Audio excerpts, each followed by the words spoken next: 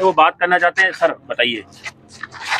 जैसा कि आपको मालूम है, आज मुख्यमंत्री जी ने पीड़ित परिवार से मुलाकात करी और मुख्यमंत्री जी ने आश्वासन दिया है कि जो एएसआई संदीप लाठर ने अपनी शहादत दी है वो हमारे शहीद का दर्जा मांगा हमने तो सरकार से भी, उनकी मांगों को वो बहुत जल्द पूरा करने की कोशिश करेंगे हमारे लिए। और फिर भी अदरवाइज मान लो सरकार इस बात से मुकरती है तो जितनी भी खाप पंचायतें यहाँ हैं, जैसे मैं देशवाल खाप से संजय देशवाल हूँ, बसाऊ लाठर जी है जुलाना 12 से, वो जुलाना के ही रहने वाले थे, हमारे गांव के तो वो भाणजे हैं और बचपन में लालन पालन यही हुआ है।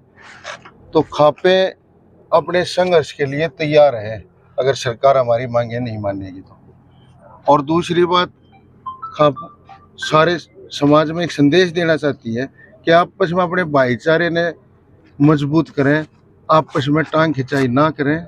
एक भाई ने कौम के ने शहादत दी है तो इसलिए परिवार की भी और सभी खापों की ये मांग है कि जो भी भाई के साथ होया उसकी उच्च स्तरीय जांच करी जाए और दूध का दूध पानी का पानी किया जाए, यही हमारी मांग है। पोस्टमार्टम को लेके क्या परिवार ने तय किया है सर?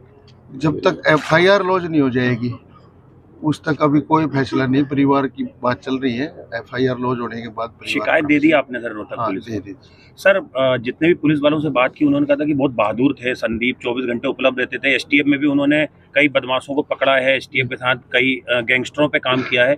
ऐसे में लगता है सर कि कहीं ना कहीं जो उनका सुसाइड नोट है वो दिखाता है कि कहीं ना कहीं करप्शन था डिपार्टमेंट में, या कहीं ना कहीं जो सीनियर अधिकारी थे वो नीचे रैंक के अफसरों को दबा रहे थे। बहादुर नहीं था, ईमानदार भी था। बहादुर तो था ही था, ईमानदार भी बहुत बड़ा था। उसने यहाँ गांव के उस सिरे से चलता था यहाँ तक, कोई ऐसा घर नहीं था कि जहाँ संदीप का मान सम्मान ना हो। बचपन उसका यहाँ बीता है तो इसलिए ईमानदारी भी है उसके साथ।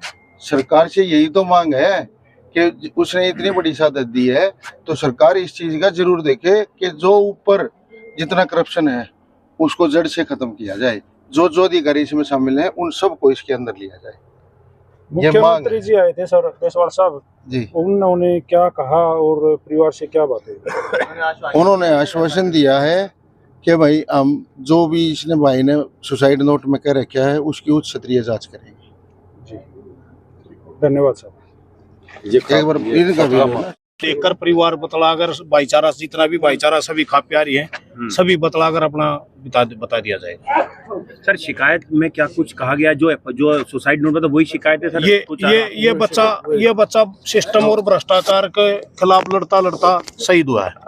जो उसने बोल रखा है और जो उसका सुसाइड नोट है वही हमारा परिवार की शिकायत है और उच्च स्तरीय जांच होनी चाहिए।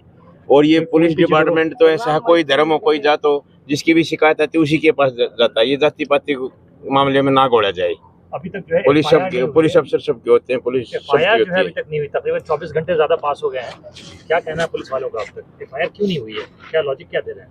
अभी बोल रहे हैं कि ऑनलाइन करके एफआईआर की कॉपी दी जाएगी और जब एफआईआर की कॉपी मिल जाएगी उसके बाद हम पढ़ने के बाद फैसला लेंगे। सीएम ने क्या आश्वासन दिया है? एफआईआर कराएंगे? सीएम ने एफआईआर दर्ज कराने का आश्वासन दिया, उच्च स्तरीय जांच का भी आदेश दिया। संस्कार की सारी कार्रवाई पैतृक ग्राउंड में होगी। संस्कार की तैयारी जब यहाँ से पोस्टमार्टम के बाद का विचार है। पता जी क्या है, सीएम साहब यहाँ आए थे सुबह जी, सीएम साहब ने आश्वासन दिया है। अगर वो आश्वासन शाम तक खड़े रहेगा तो ठीक है, नहीं हम अपनी जैसे प्रधान जी ने बताया हम आंदोलन अपना बता लेंगे। और इस भाई ने जो मैसेज देना था वो आप सब नवा क्लिप देखी होगी। इस भाई ने जो मैसेज दिया उस सिस्टम को समझो जी, ये कहाँ इशारा कर रहा है? उनकी जिनके खिलाफ ये बोल रहा है उनकी आज भी अधिक संपत्ति की जांच चल रही है, वो जांच रुकनी नहीं चाहिए, वो जांच चलनी चाहिए ताकि इस भाई की शहादत का परिणाम हो। अगर हाँ इस भाई ने शहादत दी तो उनकी जांच हुई और वो जांच निष्पक्ष होकर इस भाई के मर्डर की जांच भी, ये मर्डर ही था, इस सिस्टम ने इसका मर्डर ही किया है, इसकी जांच होकर और जो दोषी हैं उनको कड़ी से कड़ी सजा दी जा और इस भाई को शहीद का दर्जा दिया जाए। इसके बच्चों के लालन पालन के लिए इसकी जो घराड़ी है वो वेल क्वालिफाइड है, उसको 2nd क्लास की नौकरी दी जाए। जब एक भ्रष्टाचारी के बच्चे को डीएसपी का पद ऑफर किया जा रहा है तो हमारे भाई के बच्चे जो ईमानदार था, पूरा पुलिस महकमा रोहतक जिले का बूझ के देख लो, इस भाई ने एसटीएफ गुड़गांव काम किया सतीश बालन जी के साथ, और इस भाई ने उस एसटीएफ गुड़गांव में रहते हुए अपने सीने में गोली खाई, अपनी टांग में गोली खाई। ओपीएस भी महकमे ने इसको दिया आउट ऑफ टर्म प्रमोशन। आज यह महकमा इसके साथ क्यों नहीं खड़ा, FIR क्यों नहीं लॉन्च हो रही, और दोषियों को क्यों नहीं पकड़ा जा रहा, गिरफ्तारी क्यों नहीं हो रही, क्यों इस भाई के साथ अत्याचार किया जा रहा है?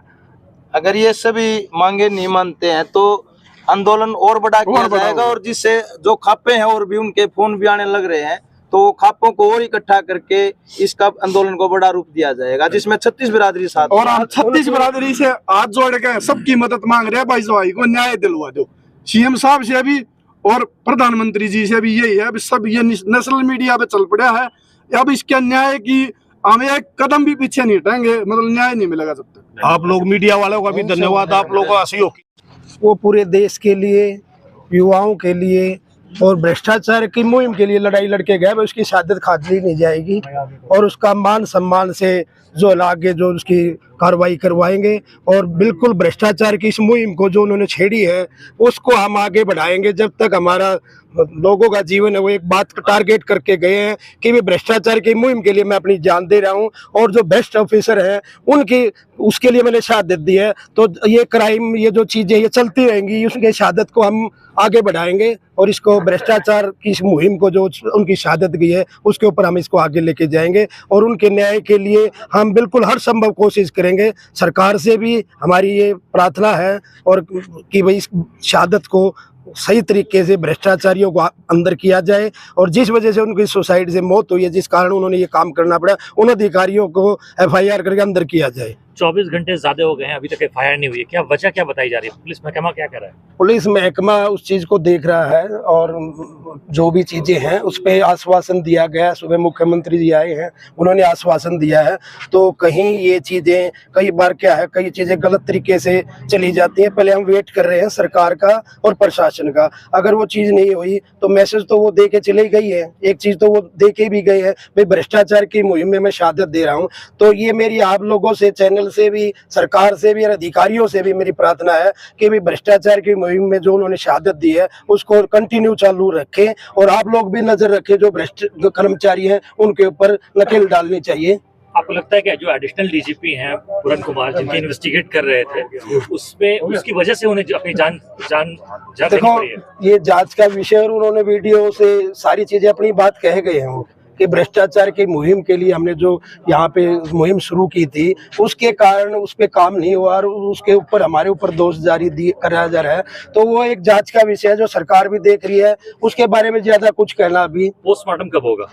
पोस्टमार्टम अभी नहीं होगा, जल्द FIR हो जाएगी। अभी उसके बारे में अभी कोई निर्णय परिवार से मिलके, और भी लोग आ रहे हैं, उनसे बात करके उसके बारे में विचार होगा। जैसे जैसे संदीप भाई, देखिए, बड़ी गंभीरता से एक बात समझने की है कि आत्महत्या नहीं है, इसे आप मीडिया के साथी भी आत्महत्या ना कहें, ये कुर्बानी है।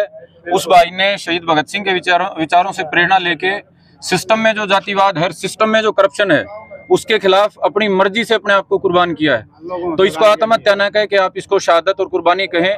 दूसरी बात, ये एक जाति विशेष की बात नहीं है, ये हरियाणा की 37 बिरादरियों की बात है। 36 बिरादरी जिसको समाज कहते हैं, और 37वीं बिरादरी जो हमारी सुरक्षा करती है, पुलिस। ये 37 बिरादरी मिलके जो पूरे सिस्टम में करप्शन है, पूरे सिस्टम में जातिवाद है, उसके खिलाफ हमारे भाई की कुर्बानी से एक अलग जगाई गई है। वरना इन तमाम तरह के राजनीतिक हथकंडों ने हरियाणा प्रदेश के भाईचारे को और हरियाणा प्रदेश की जो व्यवस्था है, पुलिस व्यवस्था और तमाम तरह की व्यवस्थाओं को धराशायी करने का बार बार प्रयास किया है।